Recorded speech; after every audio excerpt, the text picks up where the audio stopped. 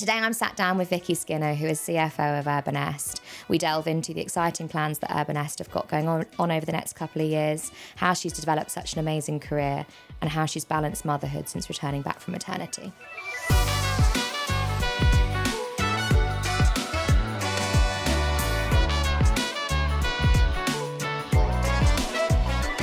So we'll jump straight in, Vicky, if that's all right.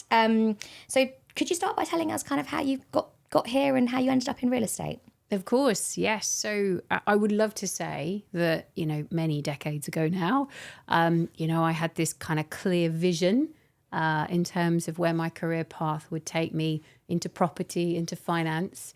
But the truth of the matter is it was really none of those things. A series of happy accidents, if you like. Having studied science at university, I was an intern with EY, placed in their real estate team back in 2000, I think it would have been, and thoroughly enjoyed my time there. Developed a real passion for the sector, for the industry, for the people, for the product. Real estate, obviously, all around all of us in our everyday lives, places that we live, we meet, we work, we learn. And my passion for the sector and career has really developed from there. Nice. And so real estate found you then? Yes, it would be a good way of putting it. I think as a sector, it's a really interesting and vibrant area of the industry to be working in, the economy to be working in. For me, one of the things that really grabbed me is the fact that real estate is so tangible. It's around all of us every day. The buildings that we spend our time in. I found that really inspiring.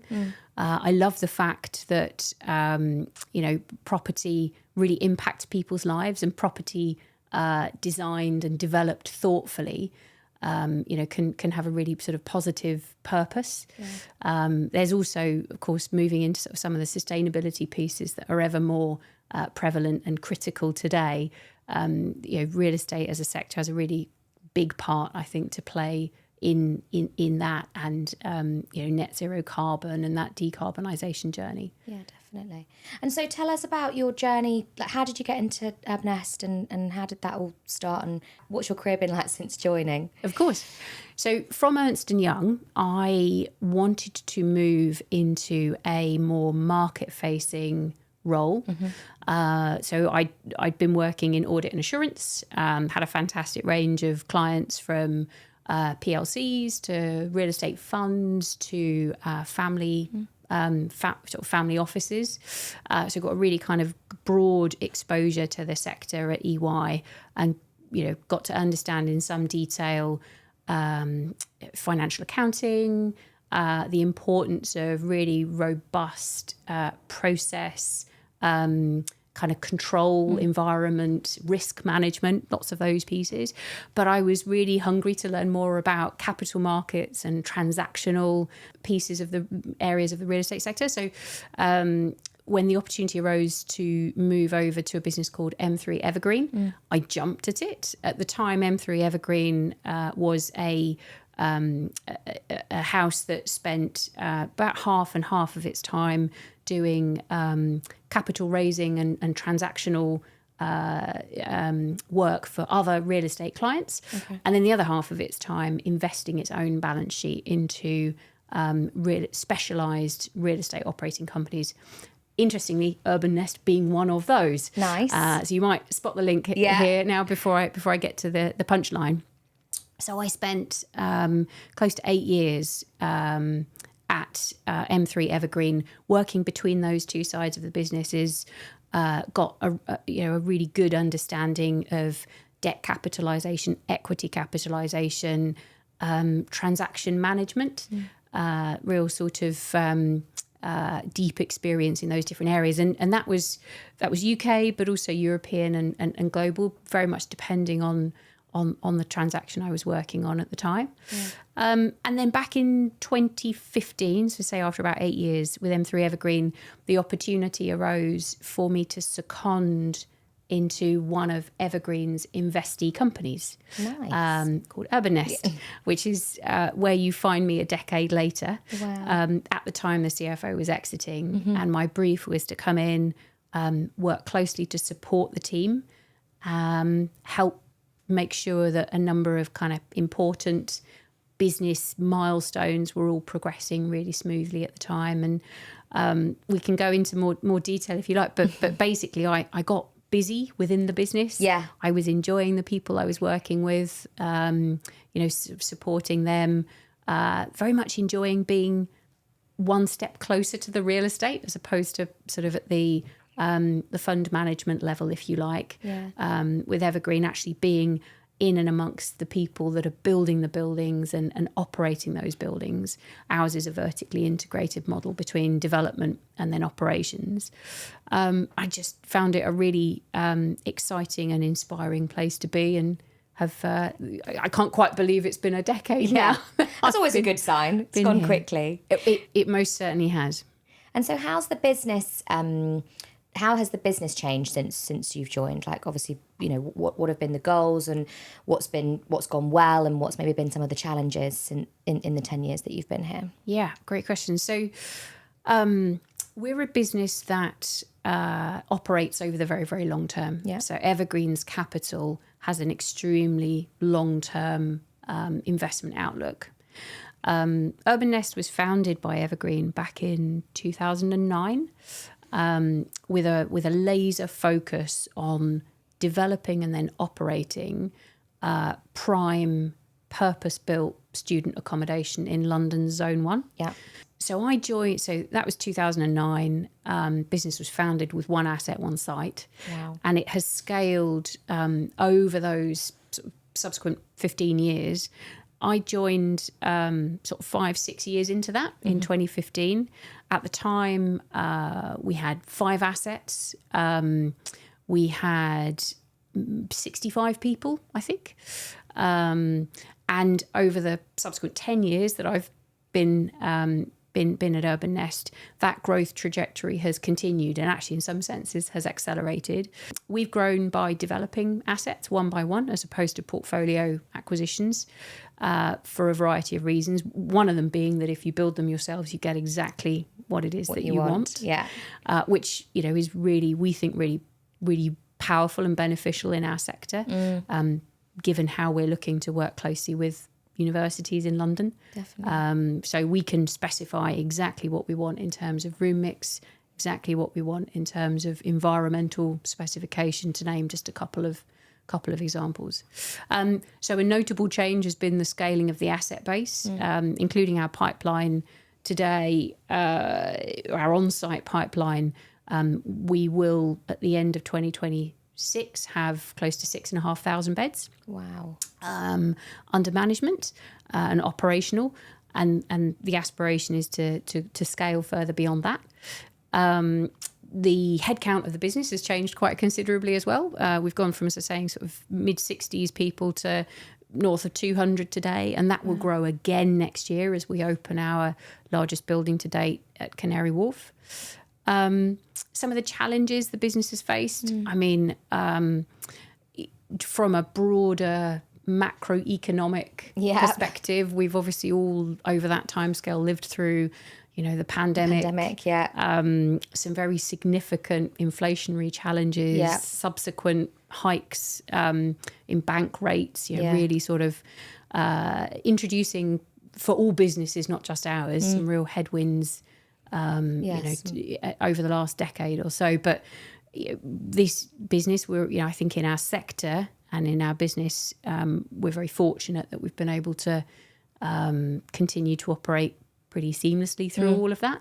And really quite robustly in terms of our economic. Well, it sounds like it. returns. Yeah, with the growth you've had, sounds brilliant. And as though we've all had our fair share of knockbacks, I think. I joined deverellsmith in 2014, so a similar time to when you joined here. And I always describe the last couple of years, certainly, as that game that you play where something swings in front of you and you've kind of got to dodge it. It was a bit like that, like Brexit, the pandemic, inflation, whatever it might be. But it sounds like you guys navigated positively through that and have had some decent successes.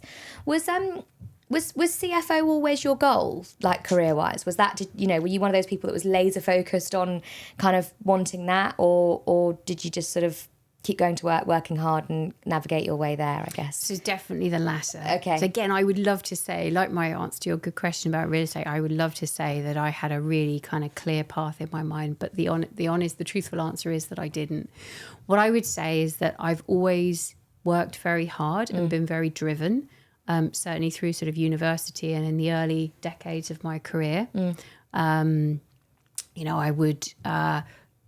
I would consciously try to go the extra mile, outperform expectations, really kind of do the best for my team, my leaders of the business at the time. I think alongside that, as I have been fortunate to become more senior, I sort of reflect that there is also a big piece of being really open-minded in terms of opportunities that present themselves to you. Yeah.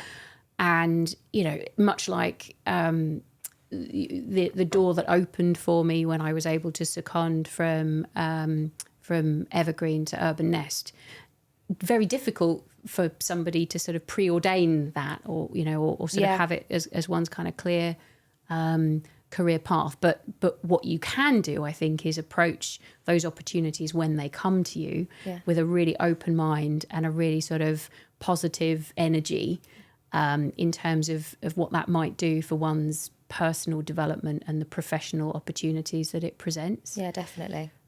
So I think my experience is more the latter than the former. Yeah. But I know, of course, there's other people, and there's no right and wrong. There's other people that have a very clear idea right from the start. What they want to do. But if I'd done that, I would be a vet today. So. I was going to say, science. Science and animals. Yeah, I was convinced I wanted to become a veterinarian. Wow. But a little bit of work experience when I was a teenager soon put me off that. Did it? What did you do? There's things I didn't ever want to see. Again, feline dental surgery, just not my bag. When I was younger, my friend wanted to be a vet. She was really clever and she probably could have done it. And I remember she had quite tough parents, and her dad sent her to basically a slaughterhouse that was like, you need to do some work experience here because if you're going to be a vet, you're going to have to see like really, really tough stuff. And then of course she came away like, I'm not sure I really want to do that. And I remember thinking that is really harsh. But now she's in finance actually as well, weirdly enough. But I also encourage people that talk to me about these things to never put too much pressure on oneself in the moment that a decision necessarily has to be forever, professionally, I mean. Yeah. That actually, there's some really inspiring examples of people reinventing themselves and having second careers. And I think today, those opportunities are far more available to us than perhaps they were decades ago, where it was, a bit more of a job for life. You chose your vocation and that was it. Yeah. I think it's perhaps a little bit different these days. And that can be a really positive thing. Yeah, definitely. And I think you're so right. I think approaching things with a obviously it's no one knows if it's going to be the right or wrong opportunity. But I always think if you look at it, is this going to positively impact me or negatively impact me? And actually, it's far easier to go backwards than it is to go forwards. And I always think to make the decision, and if you need to, if it's not the right one, then you'll sort of you'll fix it and you'll work it out. But I always think say yes. It's always better to say yes and see what it's like than say no and wonder all the time like, should I have done that? Yeah. Should I have done that? So something quite topical. Obviously, for those that aren't watching, I'm pregnant. And we were just chatting before we jumped on air around how you came back from maternity leave in about October time, did you say? Yeah. So how have you found... there aren't that many female CFOs in the real estate industry. Hopefully that will change over the next couple of years. But how have you found balancing kind of having kids and having a really amazing career? That's kind of you. Big question. So firstly, huge congratulations to you, Georgia, and all the very best of luck for the couple months ahead and beyond. It is such an exciting time for you and your family. So I'm genuinely really excited for you. So thinking back to my return to work. So when I came back to work in October, my daughter Rosie was about 4 months old, which, is early by many people's standards. What I would say Was that your first? So Rosie's my first. Yeah. Yeah, I have a stepson, or as I prefer to say, a bonus son, Oh. who's a little bit older. He's 14. So a lot of my reassurance to myself in the run up to Rosie's arrival, was derived from the mantra that Dave has done it before. It will be fine. Yeah. Yeah. At least he knows what he's doing. Which How is that? Forgotten. Parts. I think the kind of the rose tinted glasses and the mists of time and dare I say it, a little bit of the sleep deprivation can sometimes sort of haze some of the memories, but you only remember the good bits. I think is probably one of the main themes I'd draw on. So my return to work by sort of, I say sort of traditional, many people's standards was early. What I would say is it's a really, really personal thing. Yeah. I was only able to do that because this business was very supportive of me doing so. Yeah. And my return to work was largely remote. Okay. In those early months. Yeah. Even sort of the first 6 months or so that I was back, I was mostly remote. My hours were also very flexible. Yeah. So I was, and actually I think this should be the case more broadly as well. But I was extremely focused on output rather than sort of as you would be in any role, and particularly in a senior role. And I was also very laser focused on delivering a list of 10 priorities that our chief exec and I had agreed between ourselves were going to be the focus. So that was a critical part of sort of enabling my return, and I'm deeply grateful to the business for facilitating that. Yes. Because I think I'm very fortunate. The other key part of it was having the support network around me personally to be able to facilitate it. And in my case, that was that my husband was able to take 6-7 months of shared parental leave. Wow. So as I had been off with Rosie, then he was off with Rosie for a period of time. So we sort of tag teamed on that. But I think, every individual and every family unit and every business sort of find their own way. And it's a question of triangulating those pieces in a way that works for you. Yeah. What would be your advice then, to, I guess, twofold, actually? What triggered you to want to come back earlier than perhaps lots of people would expect to be normal? And what's your advice to businesses and individuals that are wanting to do that to help? I don't think anyone gets it perfectly right. I'm sure there's lots of learns and stuff, but what would be your advice to the individual that wanted to come back and the business to really kind of help make that a smooth transition and possible for, because it's not easy, I'm imagining. I mean, I have no idea. I've not done it yet, but I'm imagining it's not very easy. Yeah. And look, I'd emphasise it's a really, really kind of personal decision, and there definitely isn't a right and a wrong. Yeah. I would say that we're far better able as businesses and as individuals to even contemplate this today than we would have been even pre-pandemic. Definitely, given the huge sort of technological advancement that all businesses have basically had to leap forward with to facilitate periods of remote working. Yeah. And it's now certainly in this business, and I think speaking with my kind of peer group, lots of other businesses as well, it's far more kind of commonplace that you have hybrid meetings where you've got some people together in the room and you've got some people joining virtually, and that just wouldn't have happened back in 2019. No. Right. So I think we're in a very different world today than we were then. And that was a key part that sort of facilitated my my return to work in October. Factors that drove me to make that decision, I'd say it was very much a kind of a partnership decision with my husband, and the right thing for our family. There were particular things going on in the business that I wanted to be here to support with. So I think there's a piece for me. There was a piece about kind of ownership of that, and but also I didn't want to feel like I wasn't prioritising my daughter and my husband. And actually on my list of 10 priorities that I agreed with my boss, our chief exec, the number one thing was feeding Rosie. Yeah. Because I continued breastfeeding over that time. And we still are, just a little bit now, because of course she's largely weaned at 13 months. But that was the number one priority. And Yeah. I think I was really fortunate to have the support from Mark. Definitely. That was able to be as it was. Yeah. And if it hadn't have been that way, and of course everyone, different businesses approach things differently, I may well have felt a little differently about it. So coming at it then from the business perspective, I think I would strongly encourage leadership teams and individuals within businesses kind of thinking about all of this to have really open conversations. Definitely. Really open, honest conversations about individuals' needs, business needs, how those are balanced. Yeah. How they can be brought together harmoniously. And, as I say, tech's a great enabler for that. Yeah. Yeah. And actually, if you're communicating really openly sort of in advance and then ongoing, then, you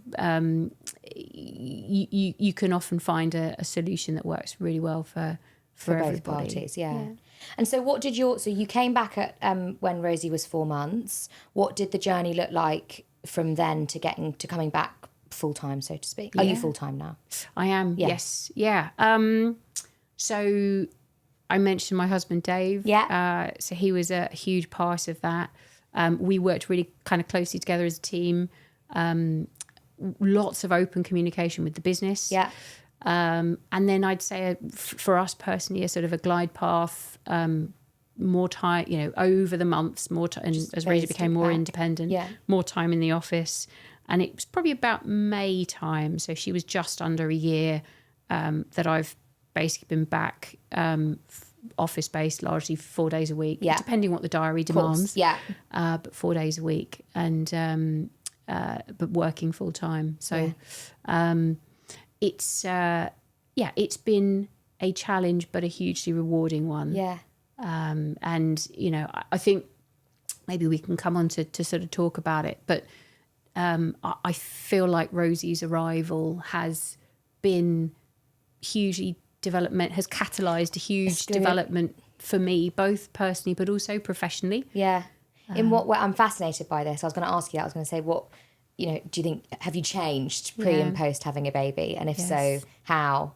And has that had a positive impact? And any negative impacts as well, I guess? Yes. So resounding yes. Sort to all of that. To all of the above.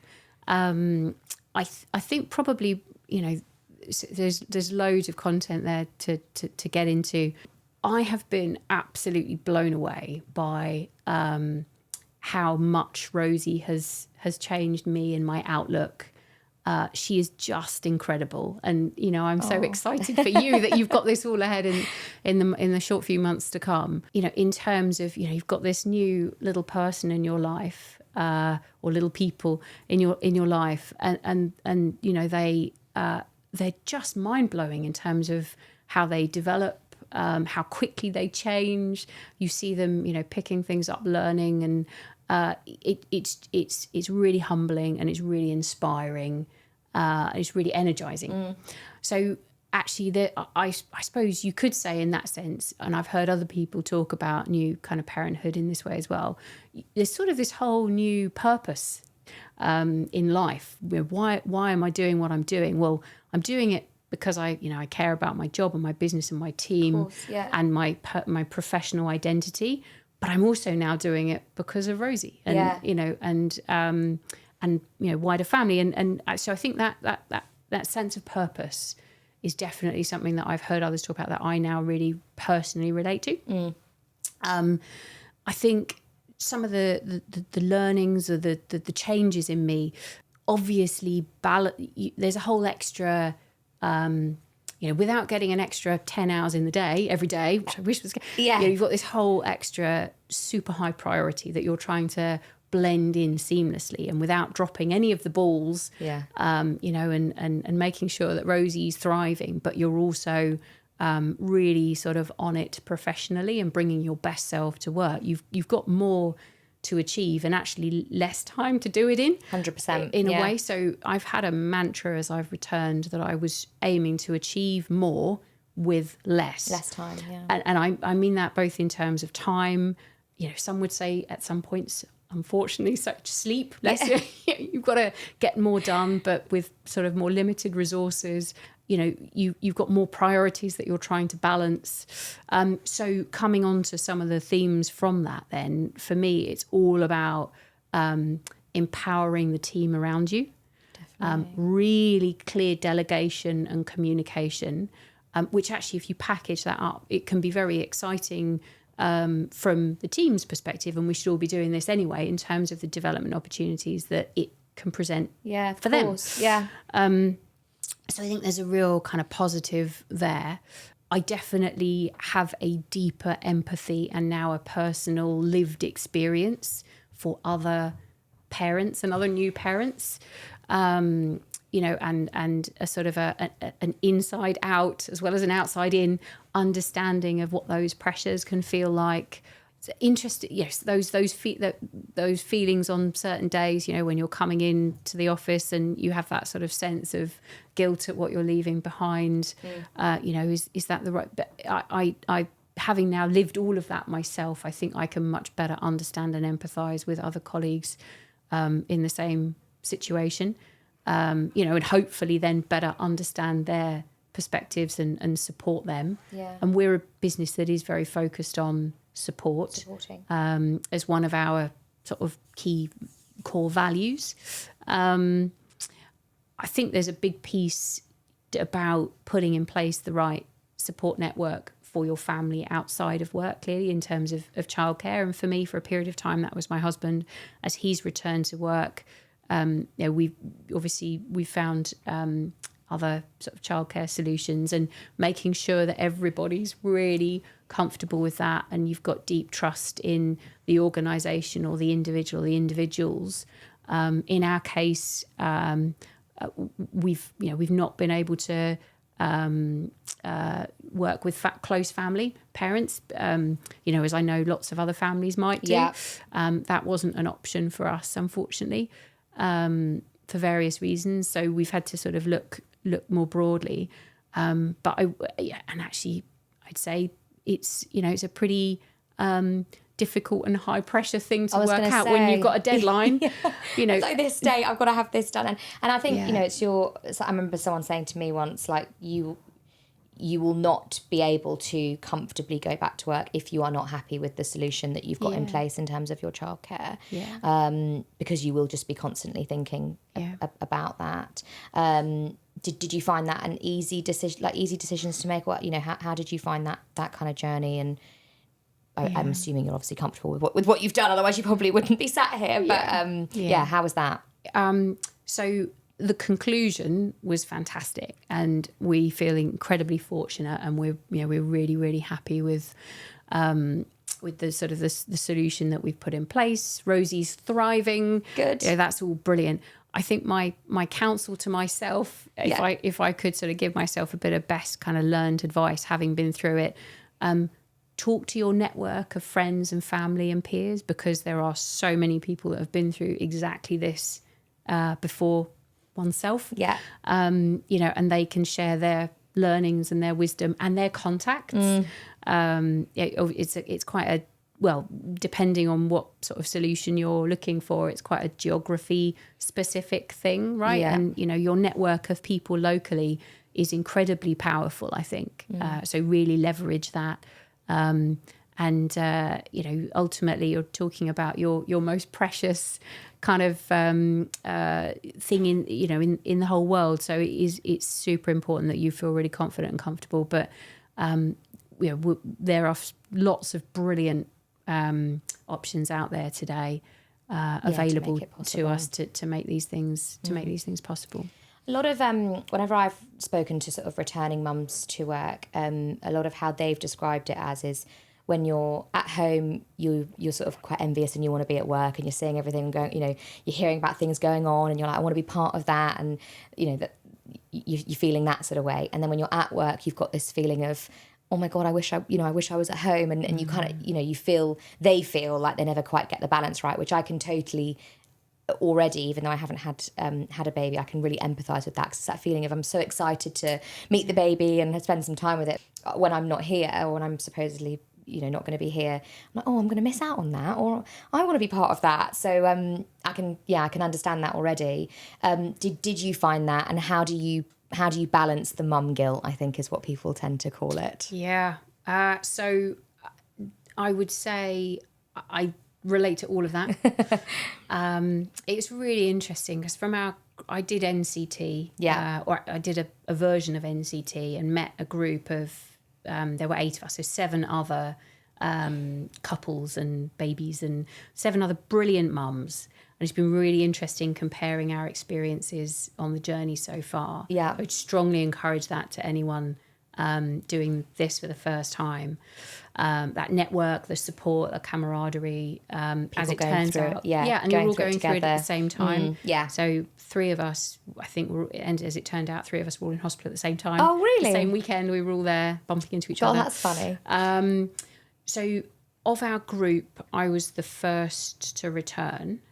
And it was really interesting to compare and contrast. Yes, so some of these kind of challenges came sooner for us than some of the other couples and families, in terms of finding that balance. And, obviously coming back to work with a 4-month-old versus a 12-month-old is quite different, has a different shape in terms of the needs of the baby and how you're making sure that those are prioritised. But what I did find, with all of that as the priority, what I did find that actually it was really energizing for me personally to reconnect with my professional identity in the right way, very flexibly with Rosie as priority. It was really refreshing and energizing to reconnect with that side of my life when you've spent a number of weeks or months or years or however long it is before you return living in a very different world that all revolves around your baby and caring for them, obviously paramount importance. Maybe play dates, sort of interacting with other little people. So being back at work and having that sort of those professional dialogues again, and engaging your brain in that different way was I loved it. And it was really interesting to compare my experience with some of the other mums who didn't have that, and then now in the last 3-4 months have been returning themselves, and they've said the same thing, how fantastic they've found it. So I definitely think that there's a piece there about really embrace the time, the maternity time, because it's incredibly special. And for each baby, you only have it once, right? And people have said to me, they're only little once. And what's the other thing? I've really, really resonated with me that people have said that the days can be long, but the years are short. And now with Rosie at 13 months, honestly, it's never a truer word spoken. It's so true and on point. So really kind of immersing yourself in that moment and embracing it and loving every minute of it. Even the tough bits. But then, when you are back at work, embracing that as well. And for me, there's definitely a piece around compartmentalisation and task switching.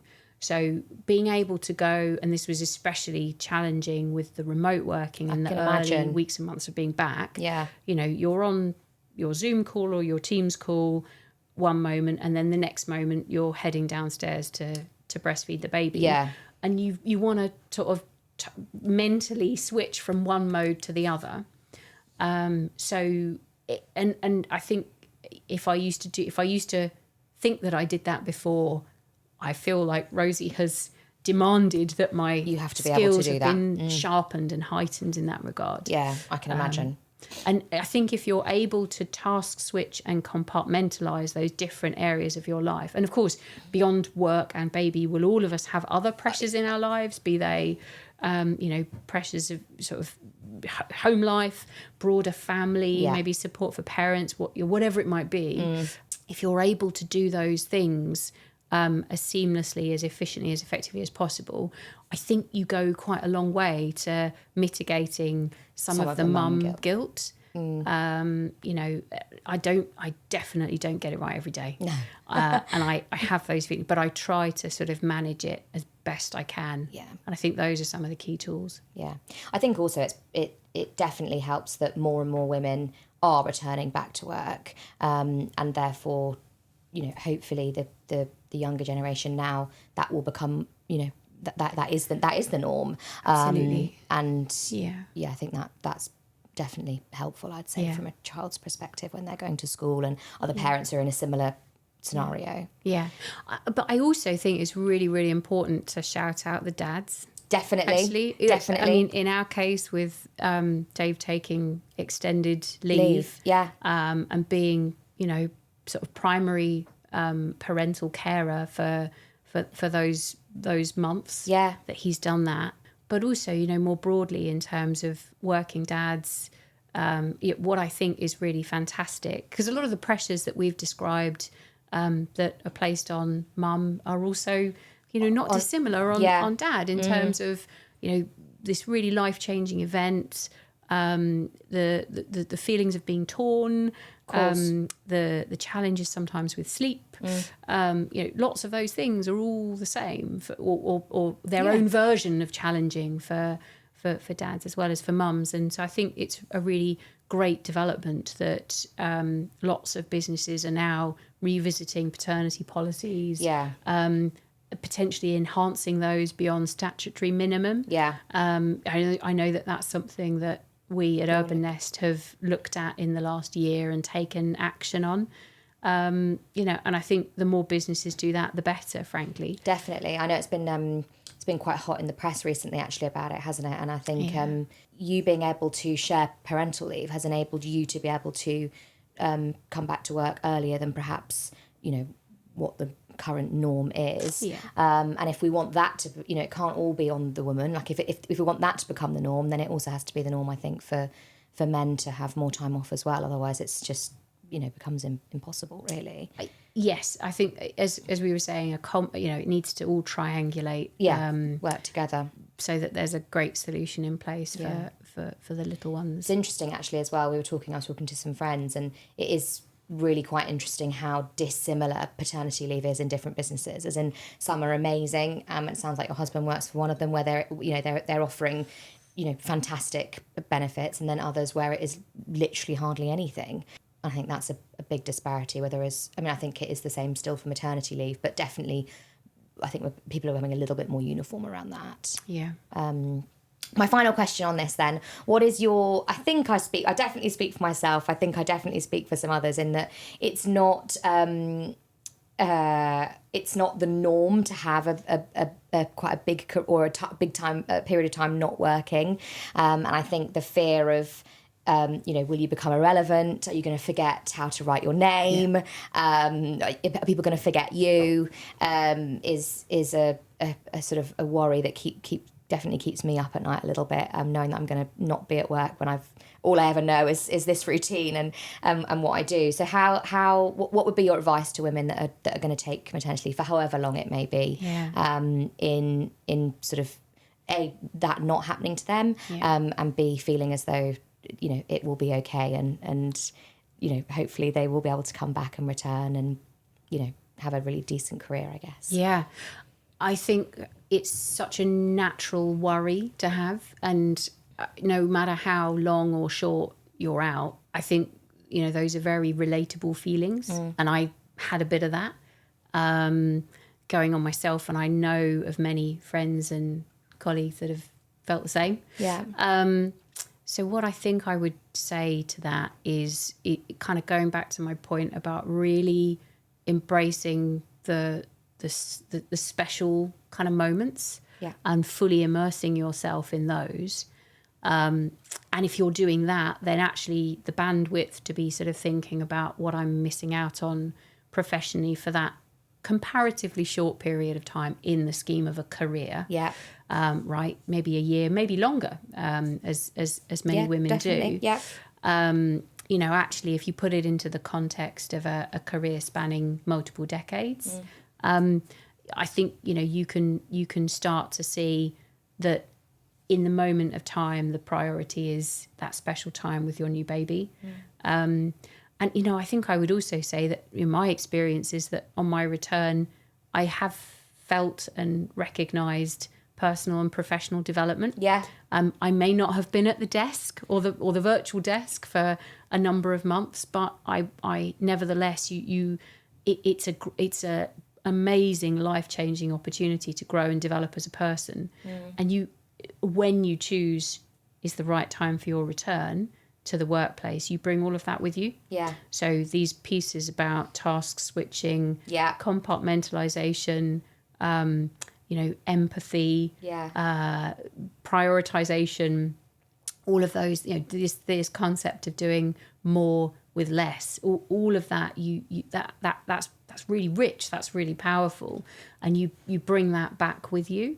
I also think there's a big piece about businesses and leadership teams and teams more broadly being supportive and welcoming, and you know, things like keeping in touch days I think are really great opportunities to kind of just plug back in, so you know what's going on, and stay, you know, feel connected during that period of maternity leave. So yeah, I'd really encourage you to sort of think about some of those pieces, you know, rather than the FOMO.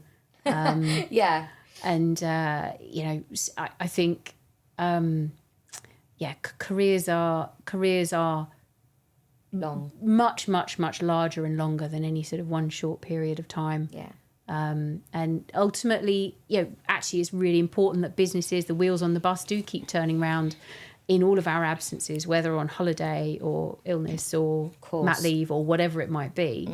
You know, and there's aspects of it that are kind of exciting to come back in and see what the team has achieved, you know, in one's absence, and how things have developed and how you can kind of plug back into that. Yeah, definitely. You mentioned it earlier actually around how it's also such a great opportunity for sometimes some of the team members to take on more responsibility and not always have that sounding board there that maybe they did, and that cannot, you know, I can imagine you often see people really flourish in that environment, and you come back to something great in that way. So moving on to that then, what you know, you speak a lot around kind of the way you manage your team now, how you delegate, how you really, you know, you enjoy seeing other people come through the ranks. What does your team look like now, and what's your kind of favourite thing about managing them, and how do you try and what would you say your leadership style is, I guess? Gosh, so I think the first thing I would say is that the team have done an absolutely fantastic job whilst I was out and subsequently. And we've collectively made a really conscious... so because I was out for a period of 4 months, we divided my role between the team. Great. Rather than bringing in a very short-term CFO mat cover. Again, different people, different teams, different solutions will work best, but that was what worked here. And we then collectively as a team made a conscious decision that we wouldn't unwind a lot of that on my return, actually. You know, where the team was stepping up, performing really strongly, that this was presenting development opportunities for them. You know, there would have been no logic. In fact, it would have felt like a backward step to unwind some of that. Yeah, and go straight back to how it was before. So I think, you know, in my mind, it's really important that, you know, for me personally, for our business, and, you know, hopefully lots of other businesses, I'd really encourage for leadership to be very focused on making sure that their team has the opportunity and the support to perform at their highest and best use. And that, you know, I think in a world where we're all of us very focused on attracting and then retaining top talent, presenting those sorts of professional development opportunities and you know, giving careers, not just jobs, definitely kind of career pathways is far more engaging and inspiring for talented individuals than, you know, just sort of jobs of work without any kind of clear pathway to develop personally and professionally. being part of such a growing company, what do you really look for when hiring for your team? What are kind of the most important, aside from obviously I'm sure experience, what are the most important kind of attributes for someone to demonstrate for you to want them to be part of either your team or the wider Urbanest team? Yeah, so we are a values-led organisation. Integrity, development, energy, achievement and support being our core values.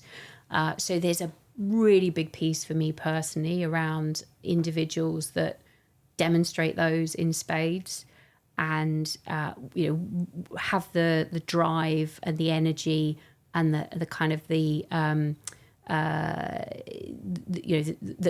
strong kind of cultural fit with those values is really significant for me. I think when it comes to skills and experience, those are equally very important. But actually, interestingly, in my experience, some of the skill side of things can be taught and can be developed.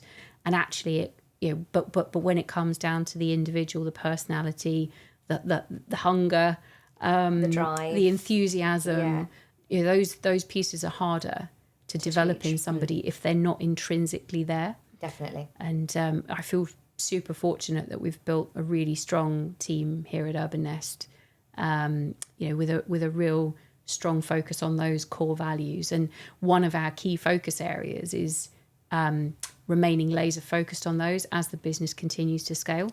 Definitely. Which is no mean feat. No, it's not easy to do. I think a lot of businesses will find that they start out with when you've got, it's easier to control, isn't it, when you've got a really core team and everyone knows everybody and you're all probably quite similar in not similar in some ways, but definitely similar in certain ways. And then the more and more people that come through, the more that can sometimes get diluted. And I think being able to keep hold of that culture is A, difficult, but B, really powerful as you go to grow. Talking about sort of the skill sets then specifically for within finance, how has that, or have you seen that kind of change and evolve during your time within the industry, and if so, how? Yeah, so we as a finance team have a bit of a sort of a mindset or mantra or focus on being as outside in as possible. Mm-hmm. So finance is not a sort of a siloized business unit that operates in isolation, turn the handle on the numbers. Yeah.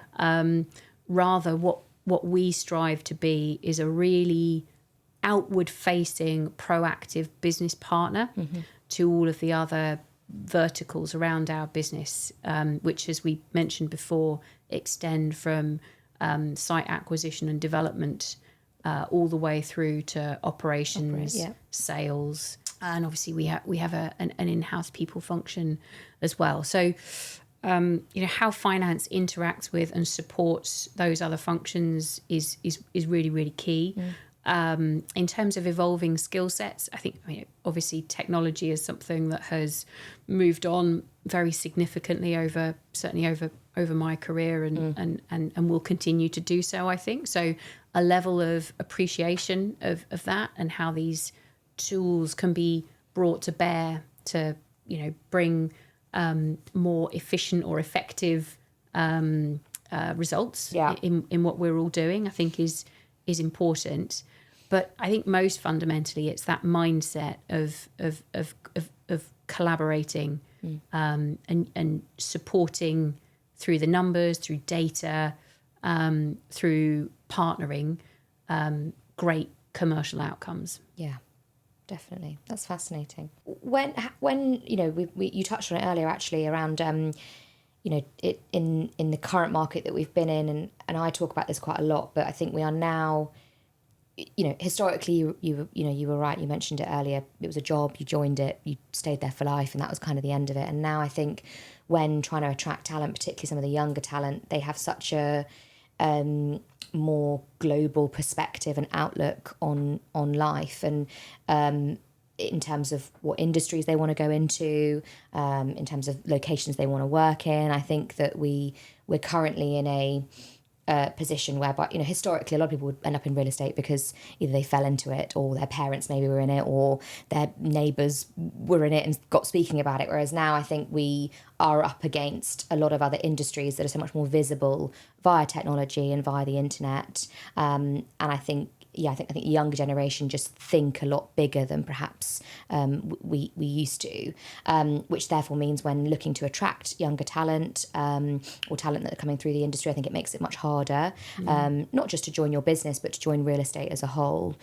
You guys obviously have a brilliant proposition here, but is there anything particular that you do to attract kind of young talent coming through, and if so, how do you kind of keep them, I guess, because that's sometimes the biggest thing. Lots of people get them and then they do a grad scheme or they start out here but they end up somewhere else. So is there anything that you guys do that maybe you feel is a bit different or working really well? So in the last year we've had a new group HR director come on board, and it's been absolutely fantastic to have her sort of fresh perspectives on how we're articulating our employer brand to the marketplace, because I think historically there was a significant opportunity for us to bring that to life. Definitely. In a far more engaging and vibrant way.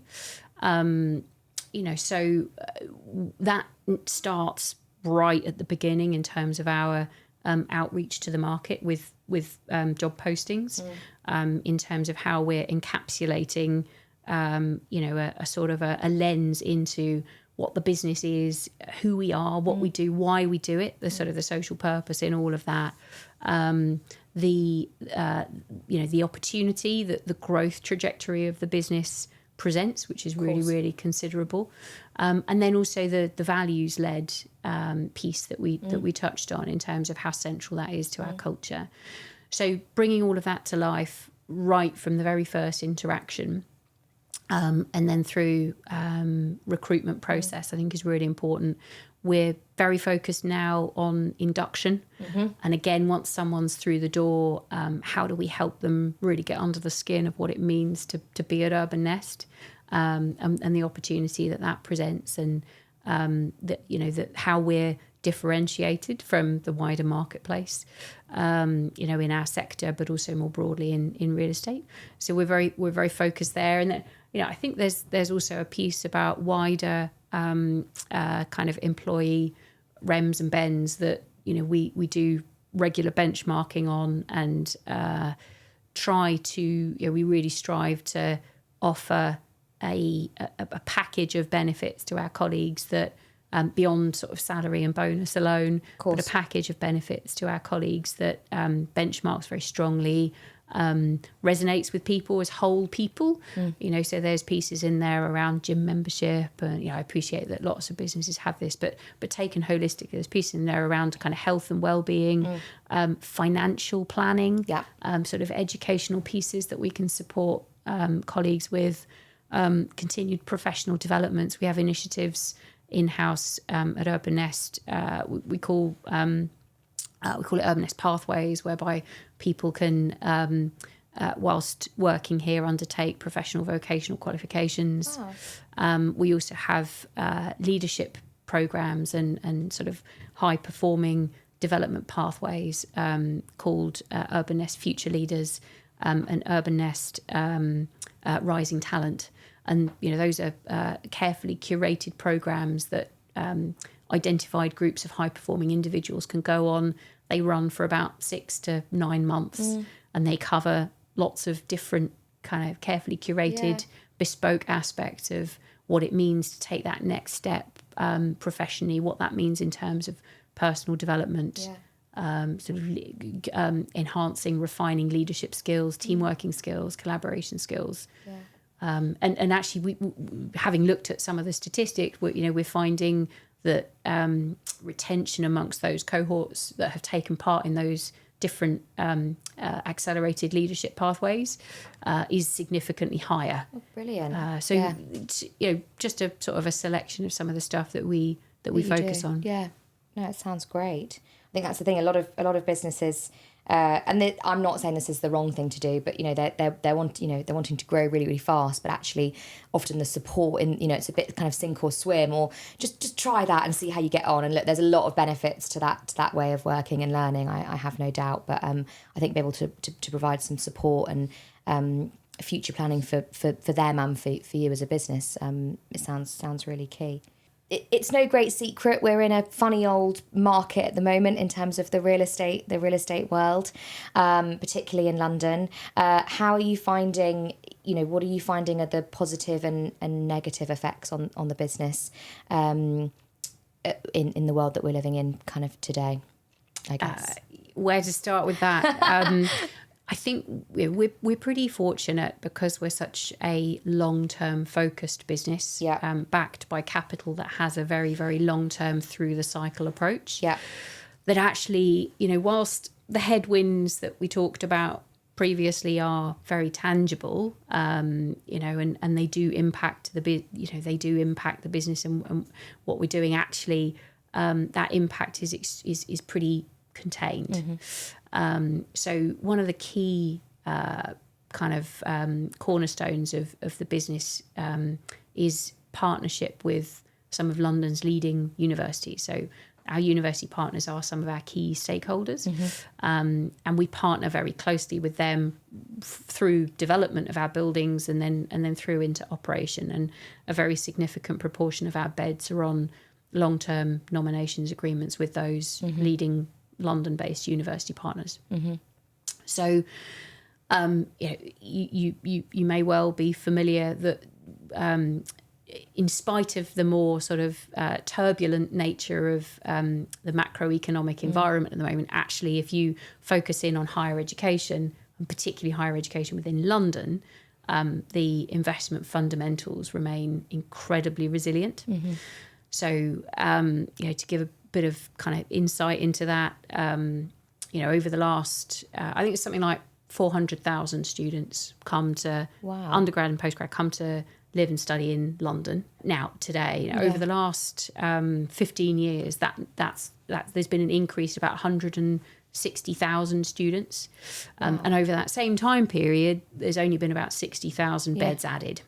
So you've got quite a significant disparity between students coming and beds available to them, and that is only growing. Actually, the alternative accommodation options available to students in London today and more broadly is diminishing as a number of private landlords withdraw from that market. Bunch of reasons: tax, regulation, fire safety in particular. So there's fewer sort of alternative accommodation options, and ever more students, and quite simply not enough beds. So actually that supply-demand imbalance is a really sort of fundamental underpinning factor of the resilience of our model, particularly working in close partnership with those leading London universities. I think I read that for every place at London's Russell Group universities, they receive something like between 9 and 10 student applications. Wow! So it gives a bit of insight into how strong the demand is for our products, and that explains the very, very high sort of 99% occupancy rates that we benefit from. And so with that backdrop, in spite of the fact that we've had some very high inflation, in spite of the fact that base rates are obviously a lot higher now than they were 6 years ago, post Brexit, and in a world where there continues to be quite a high degree of uncertainty and volatility geopolitically. Actually, the fundamentals of this business are incredibly resilient. So the impact that we feel is pretty minimal. And what's from the business's perspective, what's the biggest challenge to try and keep up with that demand? Like, what's the biggest hurdle you have to get over before you can deliver 3 times the amount of beds a year or whatever? Yeah, it's sites in London, in central London, as you'll appreciate. Coming, there's lots and lots of alternative uses for very constrained supply of land. And I will say at the moment there's some particular challenges that we're not unique in this, that us and real estate developers more broadly are experiencing in terms of some delays with getting sign off from a building safety regulator perspective. As there've been some very important enhancements in terms of requirements around fire safety post Grenfell, all brilliant in terms of its intention, but that is currently manifesting in terms of well-staffed teams at the building safety regulator that are able to efficiently process applications for developers like us. I think as has been reasonably well documented, there's some delays and obstacles, and the uncertainty that sort of presents can be quite a challenge. Yeah, definitely.